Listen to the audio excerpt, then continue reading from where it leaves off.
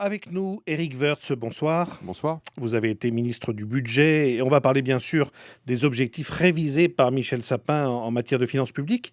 Mais d'abord, disons un mot de la nomination de Pierre Moscovici comme commissaire européen à Bruxelles, chargé des affaires économiques et financières. On peut dire que la France a obtenu là quand même un portefeuille stratégique. Vous dites bon point pour François Hollande?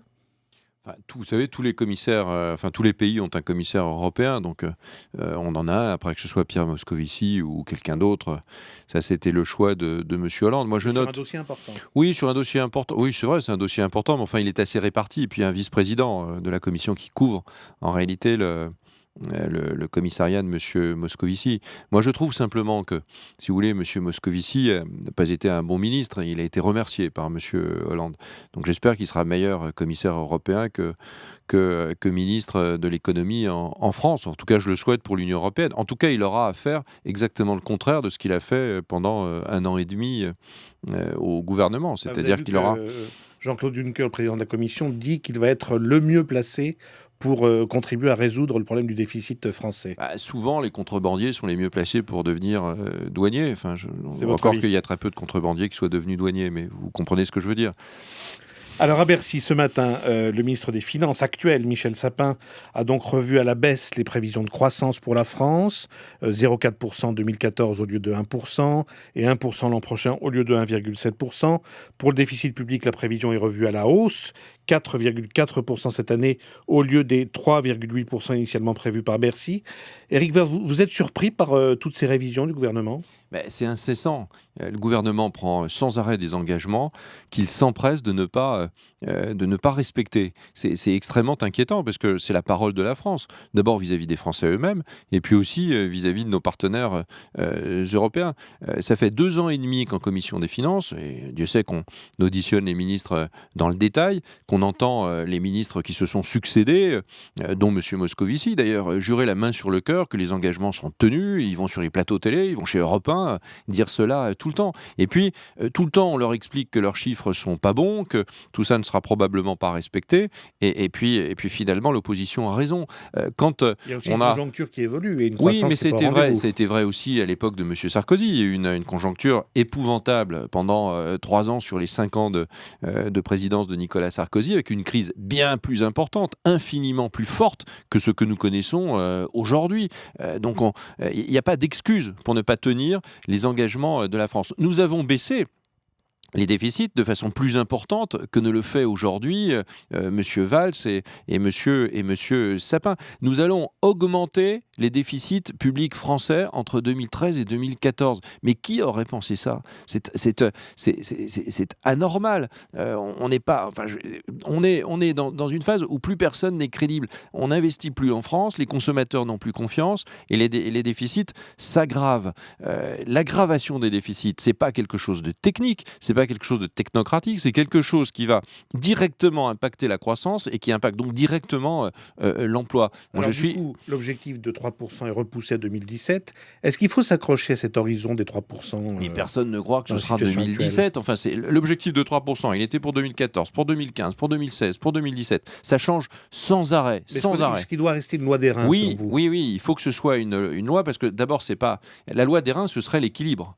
3%, c'est un montant très important de notre produit intérieur brut, c'est 60 milliards d'euros. Ça veut dire que 60 milliards d'euros, ça veut dire que en 2017, dans 3 ans, on aura encore 60 milliards d'euros de déficit qui viendra s'ajouter à la dette française. Non, il fallait réduire le déficit public au fur et à mesure du temps, comme nous l'avons fait à partir de 2010, 2011, 2012. Il fallait absolument continuer cela. Il fallait réduire la dépense publique en réformant les politiques publiques. C'est exactement le contraire de ce qu'a fait le gouvernement. Alors, on va écouter ce que disait ce matin Michel Sapin sur la préparation du budget 2015, la difficulté tout en maintenant l'objectif de 21 milliards d'euros de réduction de la dépense publique. On l'écoute et puis on en reparle juste après. J'entends dire que le budget pour 2015 serait un budget impossible. La situation est difficile, mais dès lors qu'on a une vision claire et que l'on prend des décisions précises, rien de ce point de vue-là n'est impossible. Il faut affronter la difficulté du moment en maintenant un cap, le cap des réformes en France, le cap de la baisse des cotisations et des impôts des entreprises, le cap de la baisse des dépenses des finances publiques le cap de la réorientation de la politique économique européenne. Et c'est ainsi que, face à une situation difficile, nous pourrons obtenir des résultats. Ce n'est pas parce que la chose est difficile aujourd'hui que pour autant on ne doit pas l'affronter. Au contraire, le discours de vérité nourrit le discours de l'efficacité. Voilà, c'est Anne-Laure Jumet qui a recueilli ces propos de Michel Sapin. Éric Woerth, vous entendez un discours de volontarisme politique dans ce que dit Michel Sapin, de discours de vérité, dit-il? Mais c'est des propos ahurissants. S'il suffit de dire la vérité pour être efficace, ça se saurait. S'il suffit de dire la vérité, c'est qu'on s'est planté, c'est ça. La vérité, c'est que le gouvernement n'a respecté aucun de ses objectifs. Si ça suffit de faire valoir pour une politique, c'est absolument désespérant. Bientôt, ils diront que la vérité, c'est 5 millions de chômeurs, c'est 6 millions de chômeurs, et puis on dira, bah oui, très bien, le gouvernement disant la vérité, il est absous. Non, le gouvernement, il n'est pas là. Il est là pour dire la vérité, mais surtout là pour mettre en place des politiques qui permettent de réduire, dans le cas présent, les déficits publics français et les dépenses publiques françaises. C'était un des cœurs, pas tous, mais c'était un des cœurs de campagne de François Hollande, attaquant Nicolas Sarkozy et disant je résoudrai les problèmes de finances publiques parce que c'est la condition même de la croissance en France. C'est un cinglant échec. Moi, ça ne me fait pas rire du tout. Je remarque que M. Sapin n'est plus crédible du tout. La semaine dernière, il nous indiquait que les 21 milliards d'euros d'économies qui sont prévus pour 2015, dans le cadre du plan de 50 milliards, dont on ne sait pas d'ailleurs où il va les trouver, ces 21 milliards, il n'arriverait pas à les respecter. Une semaine après, il les maintient. Une semaine après, il les maintient. Vraiment, rien ne va plus. Tout est totalement incohérent. On ne peut pas dire tout et son contraire dans des domaines comme cela à aussi peu d'intervalle. Éric Woerth, la semaine prochaine, mardi, vote de confiance. Si Manuel Valls obtient la majorité sur son discours politique général, est-ce que vous pourrez continuer à dire, vous, l'opposition, l'UMP, que la légitimité du Premier ministre s'est vidée ? Moi, je ne conteste pas la légitimité. Je ne conteste pas la légitimité du président de la République, ni celle du Premier ministre. Ils ont été nommés conformément à nos institutions. Je conteste leur crédibilité. Aujourd'hui, le président de la République n'est plus crédible. Il suffit de sortir dans la rue et puis tout le monde s'en rend compte. Et c'est vrai aussi pour le Premier ministre, parce que le Premier ministre est un homme de posture, mais ce n'est pas, au fond, un homme de résultat. Et ça, à un moment donné, la vérité, c'est que ça se voit cruellement. Ça se voit comme le nez au milieu de la figure. Et notre incapacité dans le domaine qui nous occupe ce soir, notre incapacité à résoudre nos problèmes de finances publiques, qui conduit à la stagnation française, qui conduit au chômage français. C'est pas le contraire. La renaissance de tous les discours laxistes, le sérieux budgétaire dont on nous parlait pendant si longtemps, ce sérieux budgétaire, il s'est transformé en n'importe quoi budgétaire. On dépense plus, on s'appuie sur le manque d'inflation pour dire qu'on n'y arrive pas. On ne fait pas de réformes structurelles. On voit là, bien que tout ça conduit.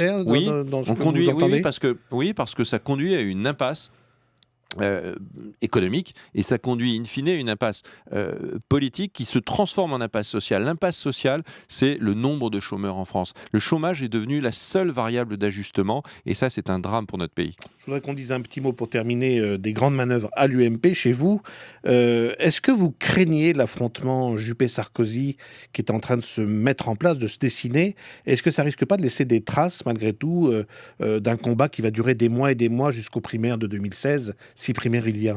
Ça peut arriver, oui, c'est quelque chose qui peut arriver, mais je ne crois pas du tout qu'il puisse y avoir un conflit uniquement, ou un combat, comme l'a dit Alain Juppé, entre Nicolas Sarkozy et lui. Il y a François Fillon aussi qui est dans la compétition. C'est une compétition. Il y en a d'autres. Bruno Le Maire a dit qu'il serait candidat à l'élection primaire. C'est vrai pour Xavier Bertrand et probablement d'autres. Ça fait du monde.